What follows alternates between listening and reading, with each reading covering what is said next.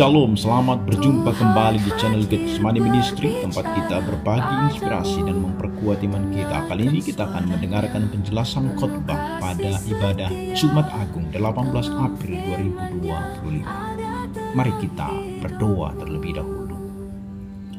Tuhan yang Maha Kasih, hari ini kami datang ke hadapan-Mu dengan hati yang rindu untuk mengenal lebih dalam kasih-Mu yang Engkau nyatakan di kayu salib lewat Yesus Kristus. Kami rindu Tuhan membuka mata rohani kami dan telinga kami, dan kiranya Tuhan melembutkan hati kami untuk menerima kebenaran-Mu. Dan biarlah lewat firman-Mu hari ini kami semakin mengerti betapa besar kasih-Mu dan betapa mahalnya harga penebusan kami. Kiranya Tuhan menyertai kami. Dalam nama Yesus kami berdoa. Amin. Firman Tuhan bagi kita diambil dari Markus pasal yang ke-15 ayat 33 sampai dengan ayatnya yang ke-41. Demikian firman Tuhan bagi kita. Pada jam 12 kegelapan meliputi seluruh daerah itu dan berlangsung sampai jam 3. Dan pada jam 3 berserulah Yesus dengan suara nyaring, Eloi, Eloi, lama sabachthani, yang berarti Allahku, Allahku, mengapa engkau meninggalkan aku? Mendengar itu beberapa orang berdiri di situ berkata, lihat, ia memanggil Elia. Maka datanglah seorang dengan bunga karang, mencelupkan ke dalam anggur asam, lalu mencucukkannya pada sebatang bulu dan memberi Yesus minum, serta berkata, baiklah kita tunggu dan melihat apakah Elia datang untuk menurunkan dia. Lalu berserulah Yesus dengan suara nyaring dan menyerahkan nyawanya. Ketika itu tabir bait suci terbelah dua dari atas sampai ke bawah. Waktu kepala pasukan yang berdiri berhadapan dengan dia melihat matinya demikian, berkatalah ia, sungguh orang ini adalah anak Allah. Ada juga beberapa perempuan yang melihat dari jauh, diantaranya Maria Magdalena, Maria ibu Yakobus muda, dan Yoses serta Salome. Mereka semuanya telah mengikut Yesus dan melayaninya waktu ia di Galilea. Dan ada juga di situ banyak perempuan lain yang telah datang ke Yerusalem bersama-sama dengan Yesus. Demikian firman Tuhan. Bapak, Ibu, saudaraku yang kekasih, peristiwa kematian Yesus Kristus di kayu salib bukanlah sekedar tragedi sejarah, melainkan satu momen paling menentukan dalam rencana Allah bagi umat manusia.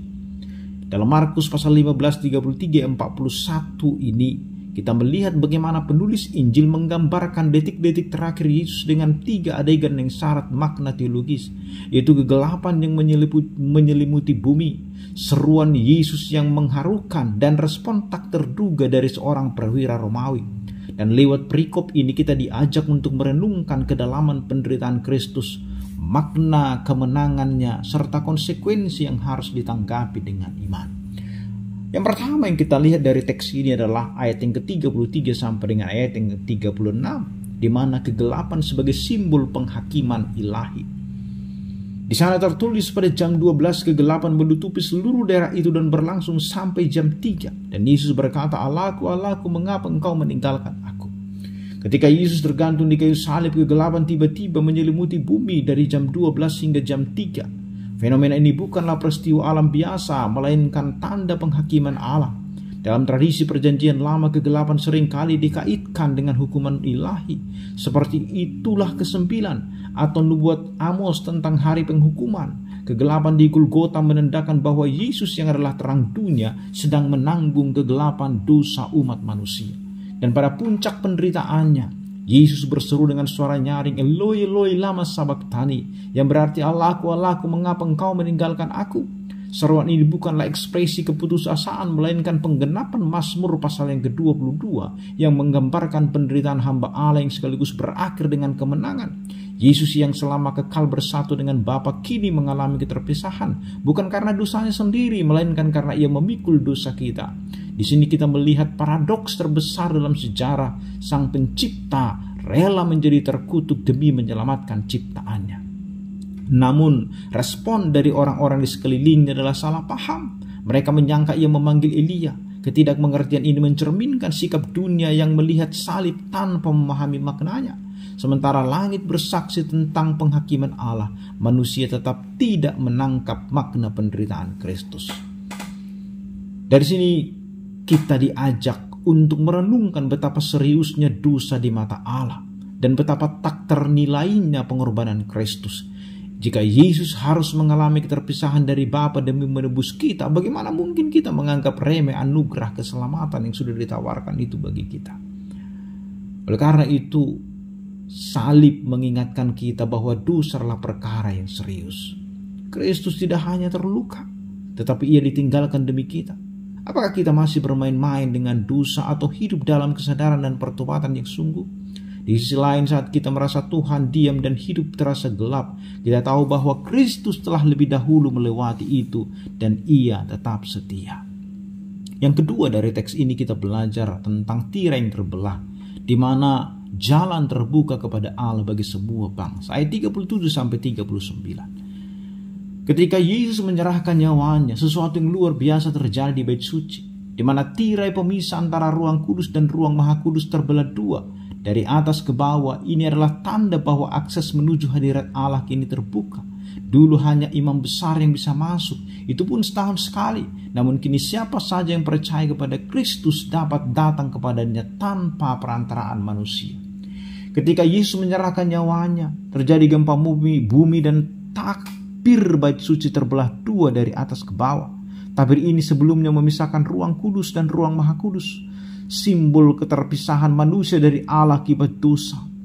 Dulu hanya imam besar bisa masuk, itu pun setahun sekali. Namun kini siapa saja yang percaya dapat datang kepada Allah dengan segala sesuatu yang dimilikinya. Dan tentunya adalah setelah dia bertobat dari dosa-dosanya.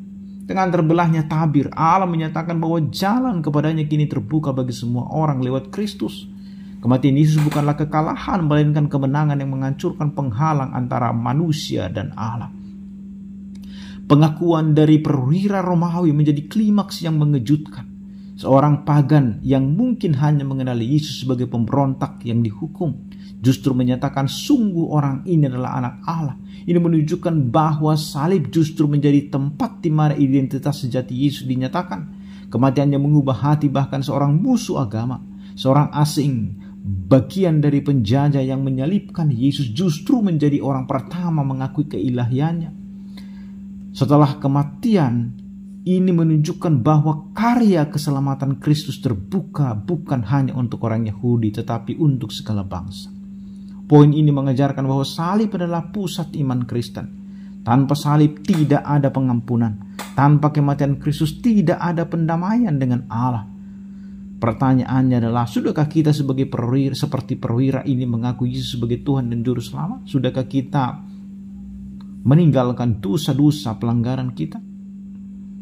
Yang ketiga, kesetiaan dalam bayang-bayang salib, ayat 40-41. Sementara banyak murid lari ketakutan, sekelompok perempuan termasuk Maria Magdalena, Maria ibu Yakobus dan Salome tetap setia mengikuti Yesus sampai ke kaki salibnya. Kehadiran mereka mungkin tidak mengubah situasi, tapi menjadi kesaksian tentang kesetiaan di tengah penderitaan. Mereka mewakili orang-orang percaya yang tetap mengikut Kristus sekalipun harapan benar-benar pudar.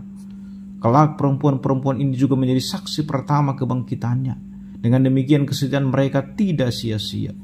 Hidup Kristen sering kali dipanggil untuk setia dalam kegelapan saat kita tidak melihat karya Allah secara nyata, tetapi tetap percaya bahwa ia berdaulat. Seperti perempuan-perempuan ini, kita dipanggil untuk tetap berada di dekat salib bahkan ketika dunia menolak Injil. Bapak Ibu Saudaraku yang terkasih, sebagai penutup, ingatlah bahwa kematian Yesus bukan akhir cerita, melainkan awal hidup yang baru. Dari kegelapan salib kita melihat terang pengharapan. Dari semua penderitaan kita mendengar suara kasih penebusan.